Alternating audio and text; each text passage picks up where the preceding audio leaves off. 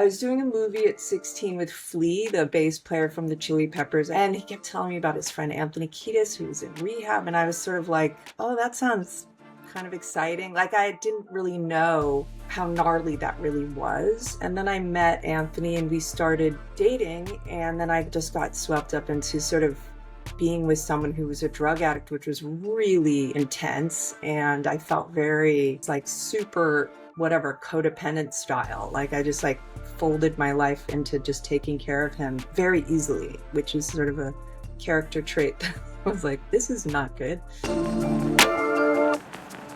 Ione Skye, welcome to Rock Bottom. It's so great to have you here.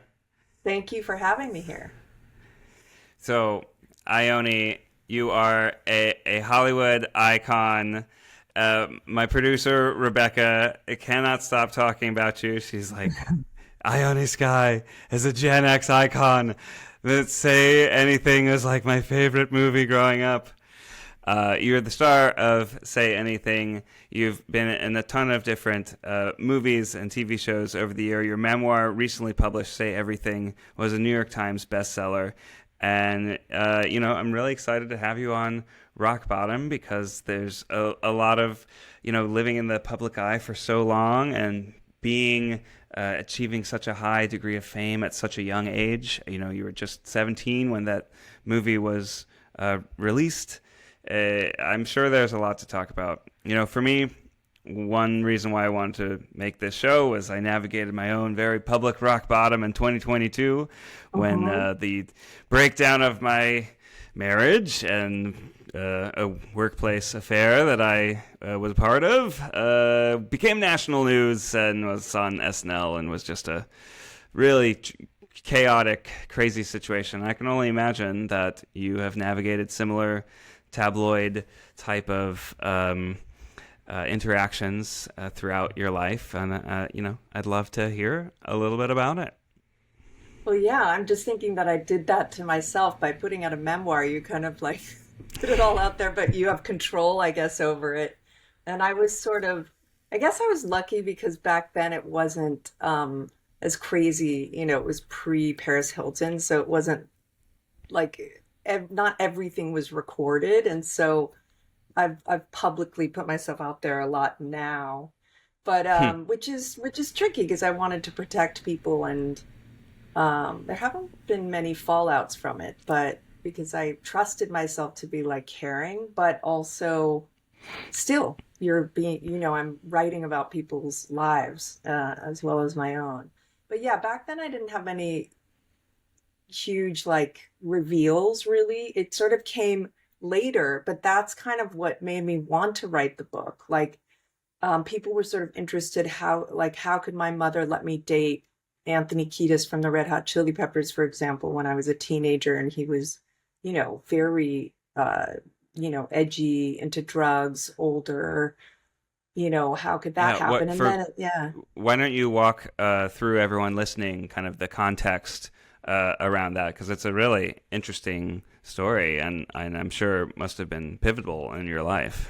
Yeah, so I started acting young. My brother was like just a mover and a shaker. Like he was always just very outgoing, making his own career happen. And he got into acting kind of through pop locking. Like he was doing everything to get in the business. And I was a very shy, like hang back kind of kid, a little younger, but he sort of pulled me into the business, like roped me into an audition, and it turned out to be this movie where I starred, with Keanu Reeves. Like I got the female lead in a good movie, this movie called River's Edge.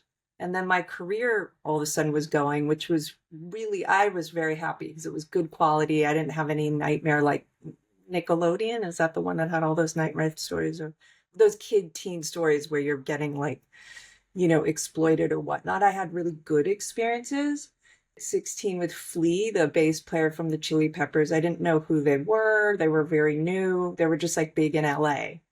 And he kept telling me about his friend Anthony Kiedis, who was in rehab. And I was sort of like, oh, that sounds kind of exciting. Like I didn't really know how gnarly that really was. And then I met Anthony and we started dating. And then I just got swept up into sort of being with someone who was a drug addict, which was really intense. And I immediately realized, I mean, I didn't have the language then, that I was like super, whatever, codependent style. Like I just like folded my life into just taking care of him very easily, which is sort of a character trait that I was like, this is not good. But so yeah, and that happened, and my career kept going, thankfully, and I always had a kind of this draw to be healthy, even when I would kind of get into like dodgy situations. But then cut to a couple years ago, there was like a TikTok, I think it was called Hollywood, I forgot, celebrity memoir TikTok. And they have a podcast, and there was a TikTok like, how could I only let her mom do this? And I kind of clapped back a little, like, my mom was very upset. Like I was protective of my mom. And then my husband, Ben, was like, people are really interested. You should sort of ask about a memoir. And I was like, memoir? What do I like writing, but then that just like, I had so much support right away. Like, yes, we would love a memoir. Yes, here's an agent to write it. Yes, like it just sort of was like so positive. And actually, all the people that were kind of coming forward, I felt very safe with. And so that's how it happened. Yeah, it strikes me that because there was not smartphones, there weren't video phones, a lot of the kind of the drama or the lore or the chaos from that period was not really captured. I wonder how you think that period would have been like if people had Oh, smartphones at every party or every club or anywhere you go in yeah. Hollywood. I mean, thankfully, some people film stuff like, there is some stuff filmed, but I love it so much. Like my husband, Ben Lee, is this singer, and he has such good, great 90s stuff with like, Christina Ricci and Winona Ryder, like, but so little. But like whenever we see these old, whatever we were filming on back then, it's just like gold because you're like, oh my God, we all just hung out at a party and just, but I mean, I can't even imagine. It gave you freedom. People were acting crazy, and you could just be yourself at someone's house, and that was great. That was a beautiful thing. I mean, people could still do that because you kind of know, like, I'm not going to be filming you if you're in your private home, but still, there was a kind of freedom to be badly dressed or whatever, anything.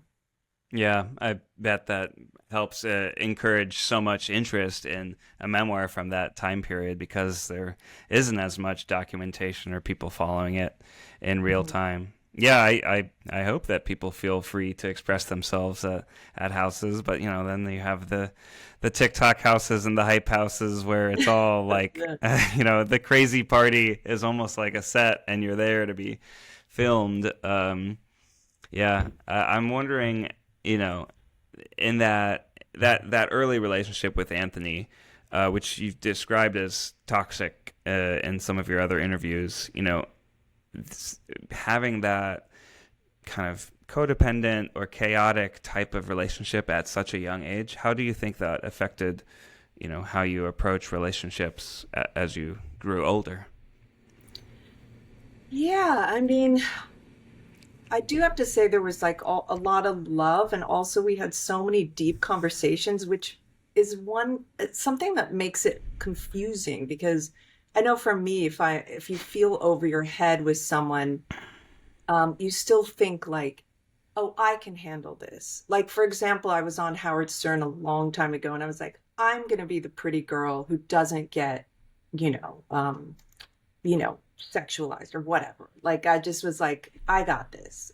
And then even though it was fine, it was back also when he was still like shock jockey and stuff, but I was such a fan. Mm. You can't win in someone's world. Like that's Howard Stern's world. Like, so I think you go in like, I can handle this. I'm mature. You just think you can handle it. So the good thing was early on, I was kind of emotionally intelligent. I don't know if it's because LA, it's so like self-helpy book and everybody, it's just like the culture of therapy. And I think I sort of was like, I knew that some people repeated bad relationships. Like I'd heard some women, will be with an abusive person and then another one. And I was like on guard. I was like, this is not good. Like, why am I with this person So it did make me kind of on guard for that. Hmm. So that was sort of helpful. And it made me very, no tolerance for someone who had like that kind of intense addiction. Like one other time I dated someone who was like whatever into cocaine, and I was like, no, I can't do that level of, you can't be that crazy. Like, sure, whatever, if it's like normal, I don't know. But anyway, it did make me kind of on guard, and I There's a luckily, normal degree of yeah, intensity normal and degree of, you yeah, know exactly. wildness in a relationship. Yes, I don't want to be in my bedroom trying to sleep when you're in the living room like doing drugs. I'm like, no, thank you. But um, I don't know. I guess it I don't know. Oh, another thing was funny. Like, I didn't want my book to be about love addiction or whatever because I was like, ugh, I don't want it to be at all about like any type of recovery because I just don't want something on the nose. Like, I wanted something that was just like a book, almost like a movie, like something, narrative and beautiful and whatever. But I thought like once I got married, it was interesting. I was married to Ben, who I'm married to now, and a friend of mine was like going to like a sex and love, whatever, a meeting like that. And I was like, oh, I don't ever need to do that again. And she was like, that stuff you'll probably always have. And I was like, oh, yeah, I guess like if you're prone to being interested in intrigue or things that are like that, it's kind of going to always be there. But now at this point, it's so small for me just because I'm old. I'm not old, just because I'm older. It did, for me, it's like actually age has mellowed me out. But also, I've done tons of therapy and this and that. So I did learn that those kind of tendencies are kind of like to be a little bit, you know, have your dating life be like the main thing. Like I used to joke, if I put this much energy into my career as I do in my dating life, like, my love life, I would be like hugely famous.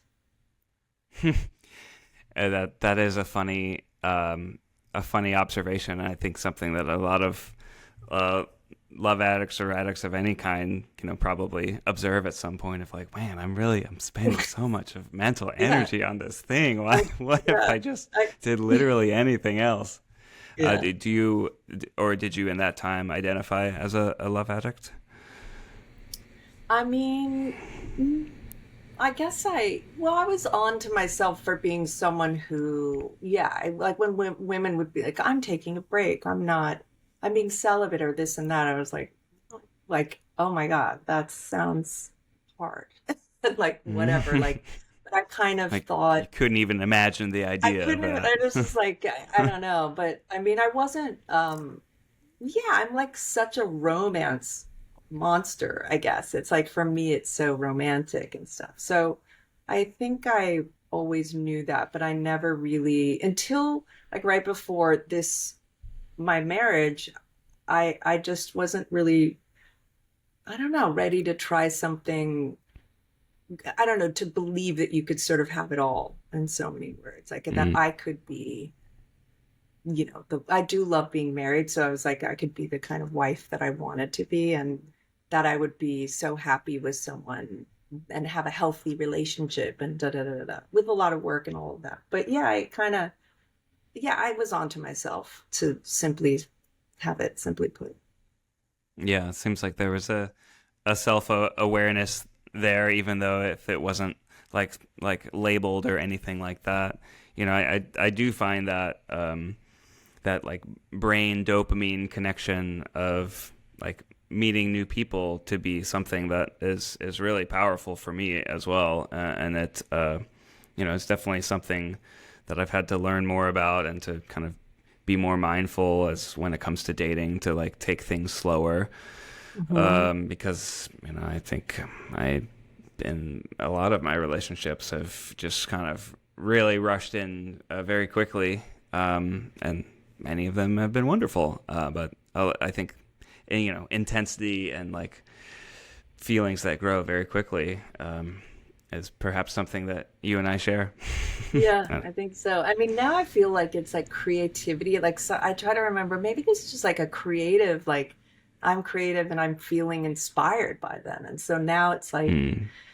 It's interesting now for me because I'm like old, a little. Well, I know I keep saying I'm older, but then we have younger friends and they're so creative, and so now I'm kind of Mm, mom. You know what I mean? Like it's and it or creative inspiration, like aspirational person, and that kind of feels that kind of hits the spot for me now at this point for real. And I'm like, maybe it's just like this creativity I'm confusing.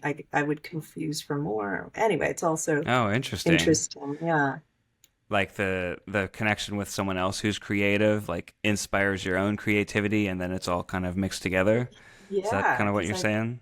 yeah, I do think like sexuality and creativity, like sometimes it's sort of, I don't know, it all gets like kind of, kicked up. I mean, it is a very, it's creative in a way. It's a very like, I think sex when you're really connected with a person, Mhm. you're very like expressing yourself and kind of tapping into something deep, just like being in a creative flow state. Where do Yeah. you find like the most expressions of your creativity now? Well, I'm a painter, and so I'm doing a painting series right now. And the paintings are all very, there's a sensuality to them. I mean, they're not like Mm. whatever erotic paintings, but they're like so that's but yeah, and I like I like having something creative to do. And being an actor, it's like so much, waiting and being Mm. up for things or auditioning for things. And so, but I live in Sydney at the moment, and so far every time I've lived here one other time, there's like jobs that come through here. So I'll get a job here, which is kind of amazing.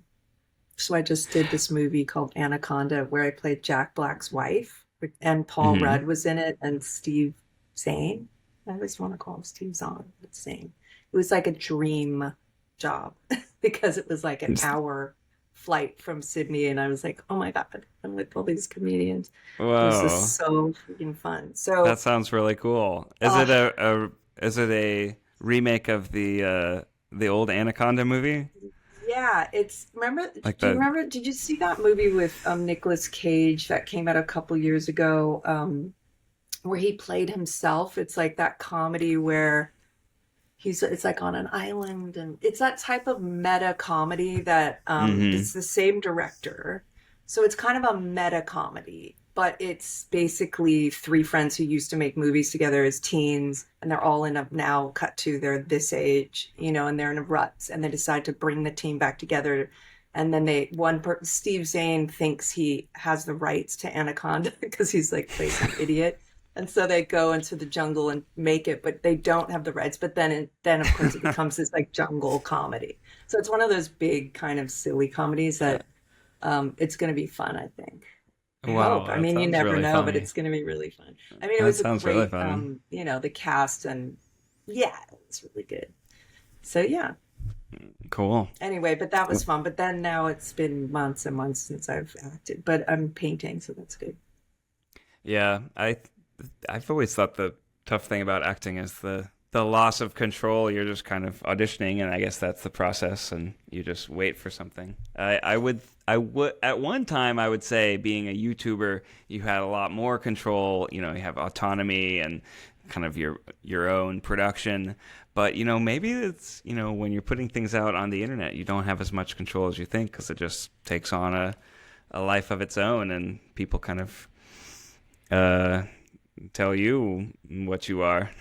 Yeah, I know. I guess when it gets bigger, the business, like for me, so far my painting hasn't been, I've done some shows, but painting feels so just whatever I want to do. But I bet if my career, or, when someone's career starts getting big, then whatever, I don't even know what it's called, but then you're dictated. It's like, oh, do another series that was like that one because that one sold well. And then all of a sudden, I guess it gets like that. You grew Yeah. up in LA or outside of LA or?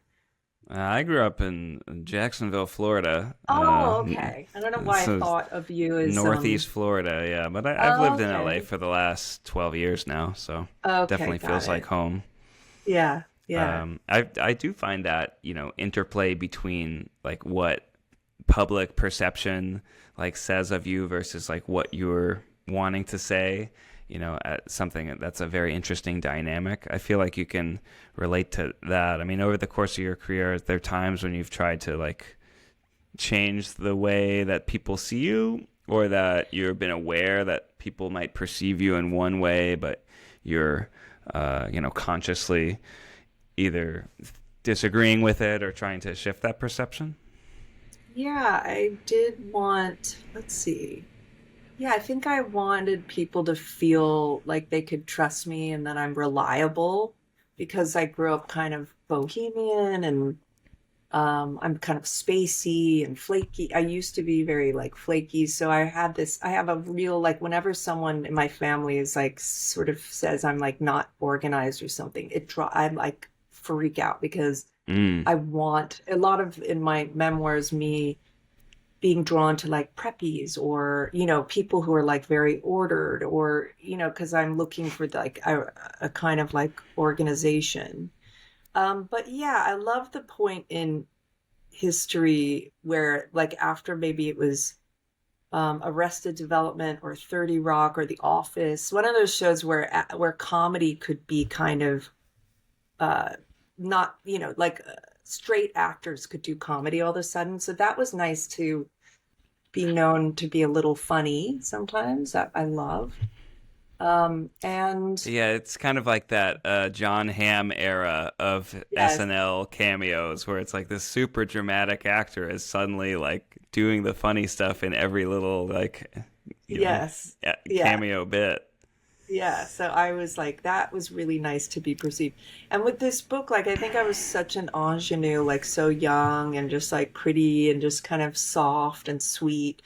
Like, I wanted people to take me seriously just as like a woman, like a not a woman, just like not just sort of a you know, blowing in the wind kind of flower. So that's Mm. been nice as I get older as well. And, so that perception the book is this memoir is so satisfying. I really wanted people to see I was smart and insightful and funny and, not sophisticated, like, but just that my mind was sophisticated, all of those things and warm. And so it was very satisfying for people to get to know me. Yeah, I imagine so. I mean, even in, the trailer of Say Anything, and some of the most iconic lines are like about your appearance, right? It's like, oh, nerd with the body, Oh, body of a yeah, game show I host. know. Like, like to have that be so front and center as a young woman, I imagine it's probably really rewarding and refreshing to like be able to present this work that's all the different expressions of your mind and soul, and kind of not just battling that like more image focused first impression. Yeah, that's for sure. Yeah. Even though I've definitely I liked, being admired for being good looking. But yeah, you want the whole thing. You want more than that. Yeah, you have been you enjoy being admired for being good looking. Is that what you just said? Yeah, exactly. But but yeah, definitely the ideal is to be known for all of it. Everything, Mhm. everything. Yeah. Well, in terms of rock bottom, is there a specific moment that you want to, talk about that it was like kind of looking back on it, like one of the most challenging times of your life, and how did you overcome that? Yeah, I mean, for sure, being with Anthony Kiedis, I didn't know how to get out of it. And because I just didn't know, I don't know. And he wasn't like, I think he felt bad, that I was being exposed to all this. He was kind of like, he felt bad. So it wasn't like he was trapping me in the relationship, but I just, was staying in it. So yeah, I think what happened was with rock bottoms, I think you have all of these kind of things that are stored in your head, like the one line from a book you read and the kind of thing a friend said, or, you sort of like have a good experience. And that's sort of, you're like, oh, I like being with this person. I feel good. And how come I feel bad with that one? But it doesn't happen right away. It's not like the first time you hear, you don't have to do this. It's not like that. Oh, okay. And then I won't. But it was like the accumulative thing. And then that sort of moment of clarity that people talk about. It's so random sometimes. But for me with him, it was tied into mushrooms, which is actually known to be, a revelatory drug. But back then I just like, I actually, that one was from mushrooms. And I just like all of a sudden, all of those things just like landed. And I was like, oh, I don't have to take care of this person. This is not my job. And then that was like, Mm. I literally was just like, I called him up and was like, oh, we should break up. And he sounded relieved almost, because I think he was happy to be with me because I was so loving and nice. But I think he was like, yeah, for sure. We definitely should not be together. But that was that one. That was sort of like, but that's doesn't always happen from just taking mushrooms. And then yeah, I think, I don't know, I'm trying to think of other rock bottoms. I mean, being a woman, there's so much issues with body stuff, but I've never had a like major issue because, but I'm, I would love one day to not be so hard on myself, or, be such a like perfectionist about my body, I guess. But I haven't had that rock bottom yet. So that might happen soon. Mm-mm. Um, yeah, and I don't know. So a lot of mine are still sort of happening and are slow, like how to be nicer to myself. We all kind of struggle Mm. with the way we speak to ourselves in our minds. And that's been a long process, but it's getting better and better and better, like really getting better and better. So that's been fabulous.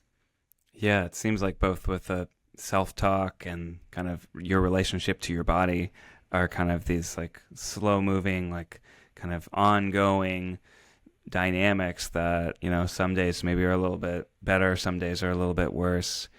I mean, Hmm. that sounds, I think something that a lot of people can relate to. Hmm. I'm wondering what you kind of do to, you know, be in Yeah. that most positive kind of mental frame of mind. Because Yeah. I think it's a really hard thing to kind of have these like ongoing I like know. It's so ruminations. true. I know, because what works, like when I was younger, if people were like, if I was depressed or anxious, oh, just work out a lot and that'll make you feel Hmm. better. But I was like, nothing's working. And so for a period of time, I was on Lexapro, but then I got pregnant and I was like, I'm sure I could have taken it, but I stopped. And then, so but the working out, for example, then wasn't whatever, like take a walk. Like I was like, no, that's not working. I was like, so in that young 20s, like nothing's making me feel better. But now exercise does, or like, doing consistent Pilates or whatever, that actually does, or going out to the park. Like the things that normal people do to feel better are working now, but they didn't back Mm. then. But I have something, I don't know who said it, and this is so not me to like quote people because clearly I don't know how, but like not Abraham Lincoln, but somebody like Abraham Lincoln would try to work on something, their character, every month or whatever, every 6 months, and would like, so I found that I would do that. Like, for example, I get really catastrophizing with my kids. I have two daughters, and I get very like, I need to make everything okay, so I might just be like walking with my husband in the park or whatever we do here in Sydney, which we do like an old married couple. We like take walks and talk, which is kind of amazing. But I'll just think, oh, that's the thing I want to work on. I want to work on not like jumping into just like, oh, girls get along and like whatever, this flustery thing. And just by like thinking, I want to work on that, it does something, like not right away, but it's really interesting. And I don't even have like tools for it. But before my husband, I wanted to have a healthy relationship. And I just like truly, it's not even, maybe it is manifesty stuff, which I kind of hate and don't believe in, but maybe it is sort of, you're working with yourself. And I was sort of like, I believe other people have healthy relationships.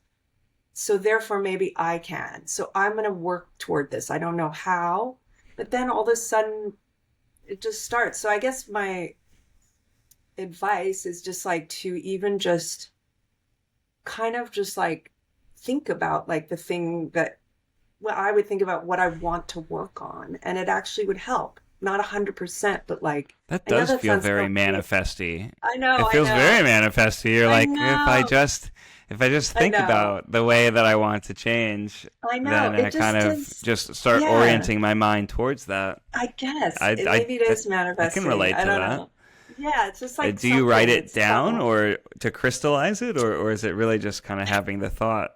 It's kind of just having the thought, but and it definitely doesn't like take care of it forever at all, but it's something that I do think it kind of at least like calms it down for some reason.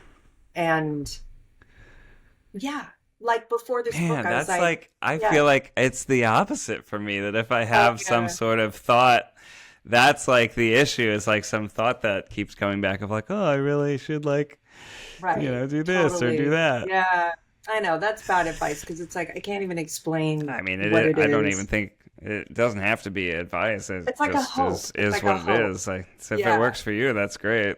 I I don't kind know. of, Yeah, I've to me, done so it's many like things.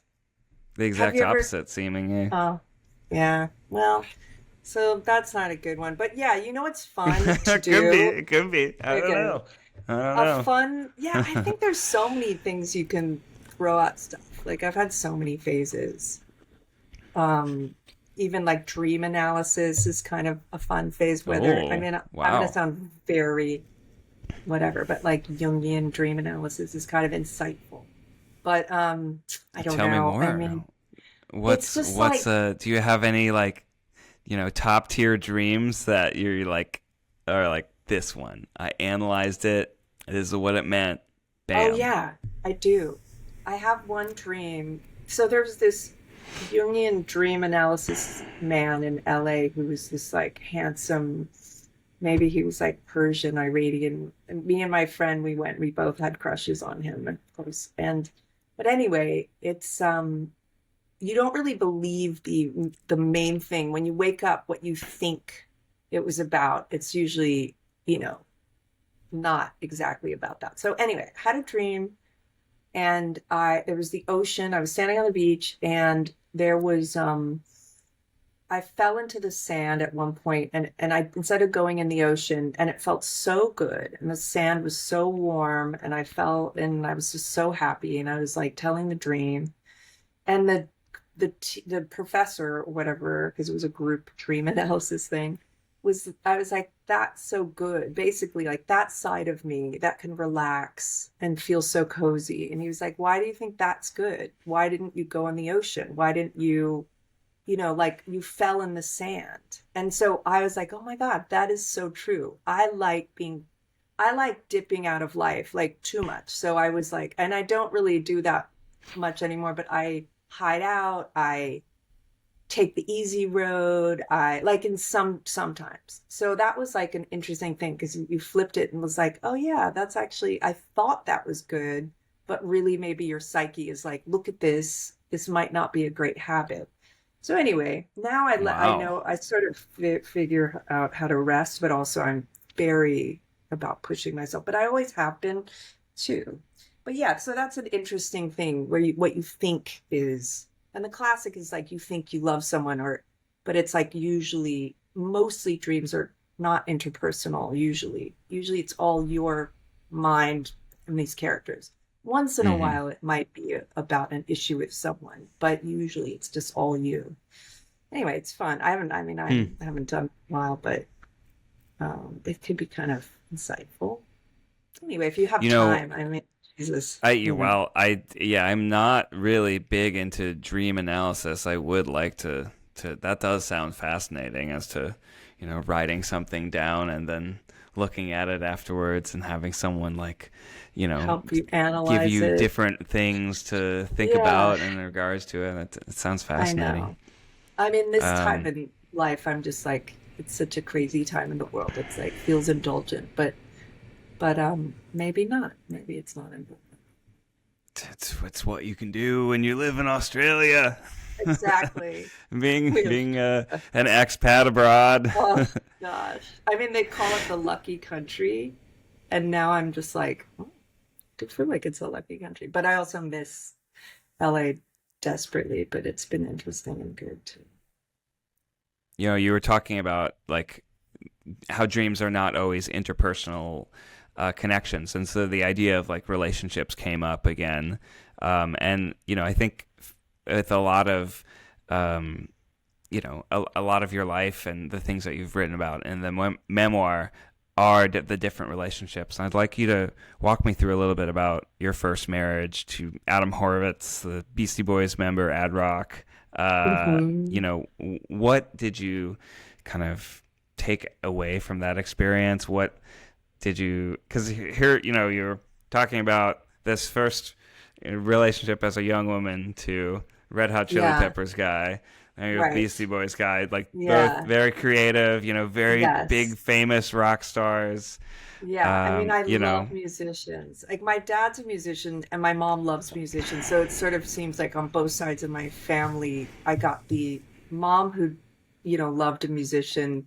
Then so I think I guess it's a no-brainer why I like musicians. But yeah, then after Anthony, that was so stressful. And then I met Adam at the height of like the Beastie Boys had just put out License to Ill, and it was just he was so friggin' cute, and I fell in love with his family, and they were so warm, and the New Yorkers, and my mom's a New Yorker, and it reminded me of my mom's side of the family and my mom, and it all was like so wonderful.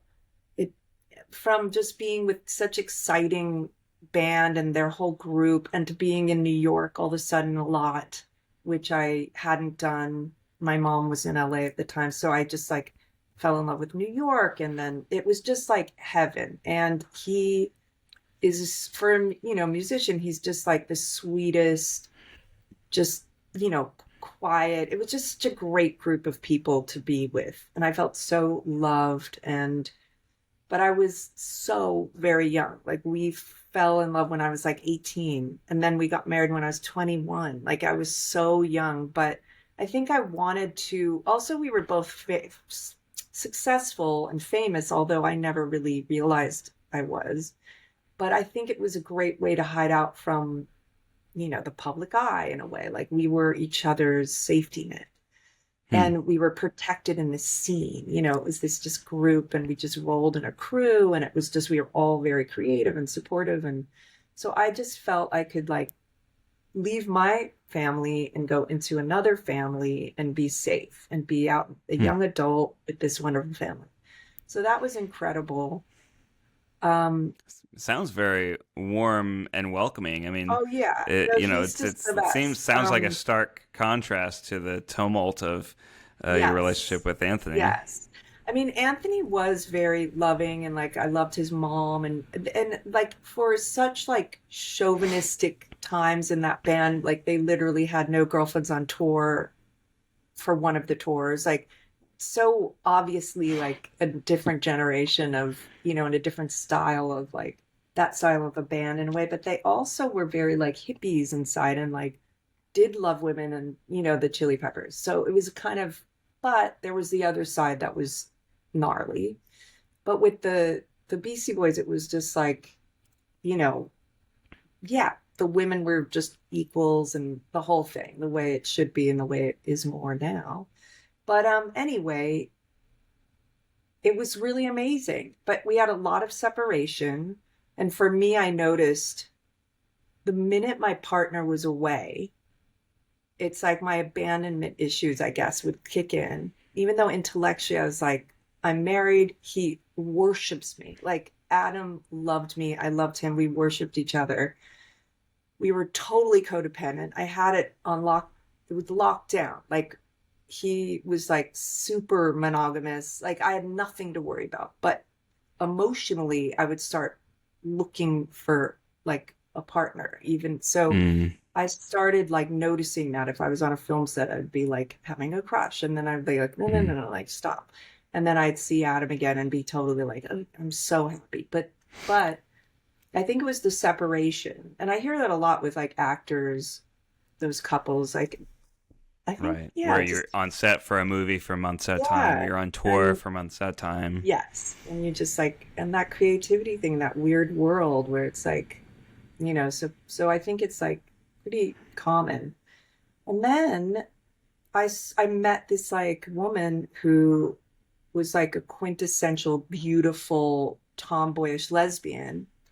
And I just was like, oh my God, I'm like obsessed. I was like intrigued, obsessed to the point where I just couldn't, I had no, couldn't stop myself from pursuing her. And then Adam kind of, he knew, but he was sort of just like, and he didn't like going out to clubs and stuff. And I had never used to go to clubs. All of a sudden, I'm in New York. It's the 90s. My brother's dating a model. Literally, it's like Kate Moss, you know, uh, Amber Valletta, Shalom Harlow, if you know these, models. Um, I Christy was born in Swift. 1987, so Yeah, we don't know any. The 90s supermodels. Supermodels. So all of a sudden it's this fun scene. We're going out in New York, and Adam is just like, I have done this. Like I'm into working. He just wasn't in he had fun, but he wasn't so he was like, you should do this, basically code for like we should separate and you should like do your life as much as he didn't want that. But I couldn't, hmm. I was like, no, no, no, no, no. Like I wanted to just have my cake and eat it too because I loved being married. But I also was like, and I want to pursue these women because there was more than one. And then finally, after a few years, he was just like, I've given you this moment to explore yourself, but I'm not into it. And he was very Right. elegant and loving about it. But then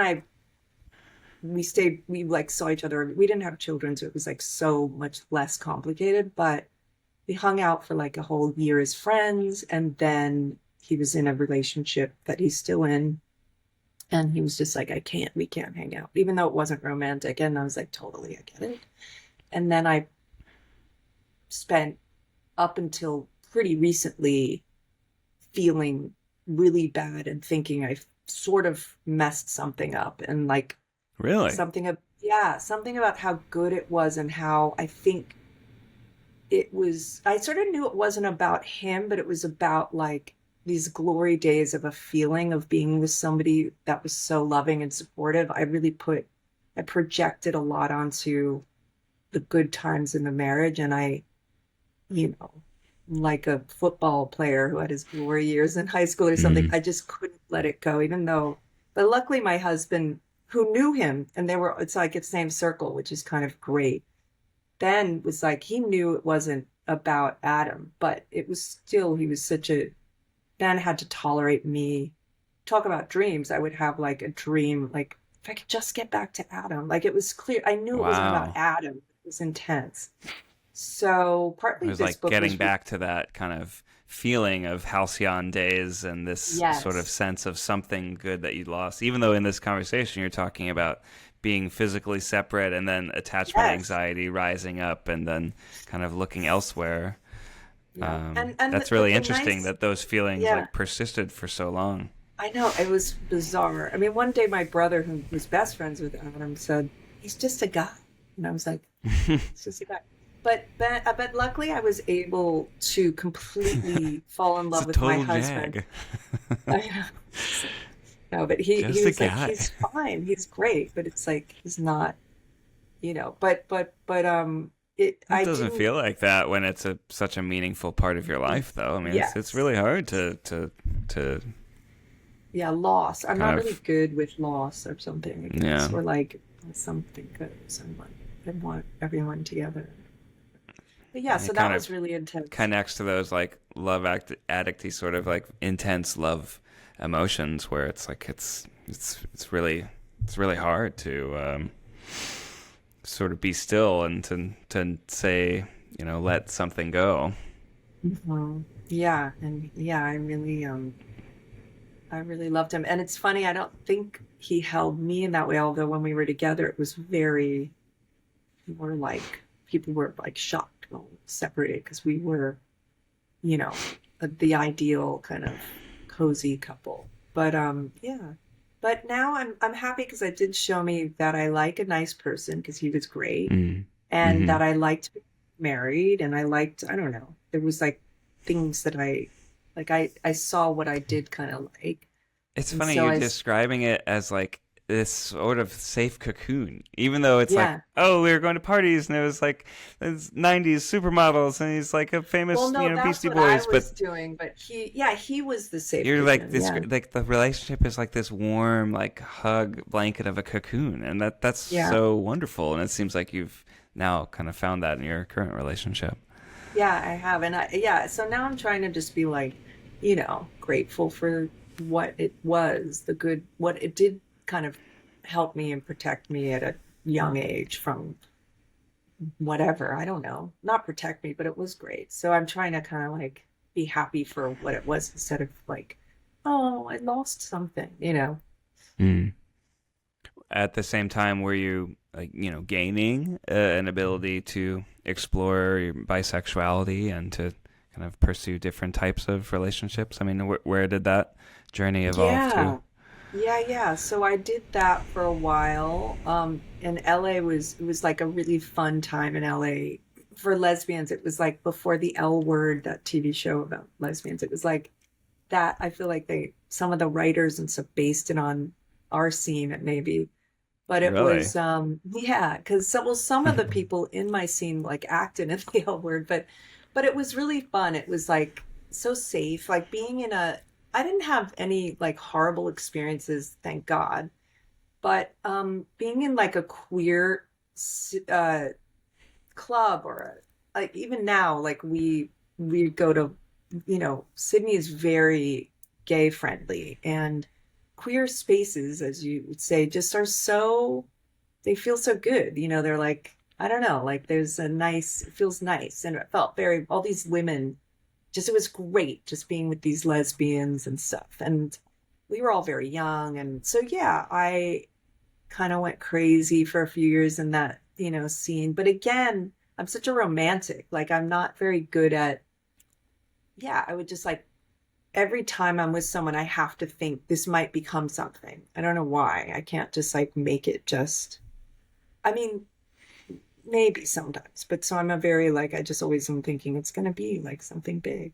But anyway, Mm. that was really Hard to fun. just But accept things for like it is what it is type of mentality, yeah, huh? yeah. I mean, I'm kind of have the hippie inside me, so I think my friends were jealous of me because they're like, "You're so good at like having a loving tryst," and I guess I was. I guess I did have that side where I could just be like, have a nice situation with somebody, and this isn't really going in, but you're just gonna Mm. like go for a few weeks or whatever. But Sort of so definitely have embracing the the, present with them and sort of yeah, feeling whatever the extent of the connection is without needing yes. to like make it something more than it is. Yes, I've I definitely think that's a that's very, you know, wonderful, lovely perspective. totally. And I guess like when you're young, that's the problem with me getting married so young. Like I probably should have just been in that phase and not like totally married and trying to kind of be a grown up. But I was Yeah, acting getting at such married a at young age. 21 and I know. meeting someone at 18 is really young, especially It's when like you're so young. getting worldwide famous at 16, 17. I mean, like Yeah, crazy. Like I this must know. be wild. I know. I know. I think I thought I was older than I was because I had been working and you know what I mean? I'm thinking back. I probably was like thought I was like maturing fast, but you can't rush that. Something you said, it's a couple minutes ago that piqued my interest was you said that I didn't feel like that I was famous at the time. Um, I wonder if you could tell me a little bit more about that, like, cause you were, and you I certainly must know. have felt that, but maybe you're I like think I took inoc. it for granted, maybe, or because I didn't grow up like,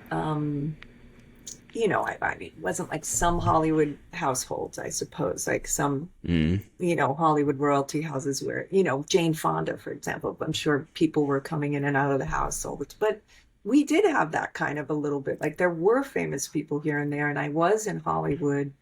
I grew up like near Beechwood Canyon, and that's technically Hollywood, whatever. But I wasn't like in Beverly Hills or whatever, but still there were famous people, there were people in the industry ever since I was born. So I think it felt a little natural, in some ways. And being hooked up, like my brother was always, he knew how to like get into the club or do this or kind of figures. So when I was at the point where I could get a table at every restaurant, uh, we could be invited anywhere we wanted to go, basically. Like people took pictures if you were going to a premiere. It felt kind of like I was happy and grateful, but I also think I kind of was like, yeah, like it was sort of, I took it for Mm, granted. And now I go, it's funny, like it's not the way it was. But yeah, I think it was the perfect amount of fame at a certain point because I so rarely had people wanting an autograph. It was just exactly the perfect amount of someone saying, I really liked that movie. It wasn't like I could mm, absolutely walk down a street like every day and be fine. So yeah, it's right. interesting. Yeah, it's It's interesting the I level of think fame. Mr. Beast tells a story of 10 million subscribers. It's great. You get recognized a couple times, and people are very excited and want to take pictures. And then 100 million subscribers, and suddenly you can't go to a Walmart anymore without security. You can't like go on regular air travel anymore.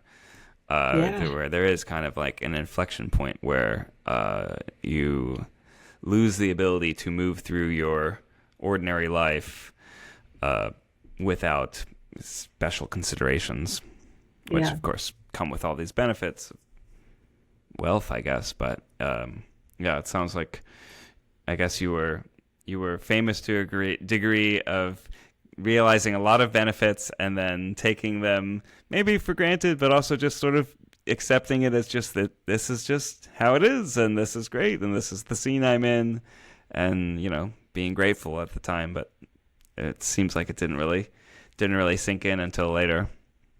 yeah, yeah, exactly. Yeah, it was. Yeah, it's funny when something kind of dies down a little, where you're like, oh, not everyone's shouting my name at a red carpet, like, and it's not really viable the way I was. But yeah, I I think I've remember a been couple really, of years ago, I started to getting like, oh, I used to watch you all the time when I was younger. Like, oh, I used to right. watch you. Or Uh, someone saying, like, at a 21 and up event, like, I started watching you when I was 12. I was like, oh no, I was just doing mental math. Like, oh no. Oh. I know. That's crazy. No, Do you're you have still. any suggestions for me navigating life in the public eye? I mean, I don't know what, yeah, I guess mm, I don't know. I mean, I guess yeah, just being like nice and authentic. I don't know. I mean, I guess I don't know what it's like for you exactly. Um, yeah, for me, I've lucked out. I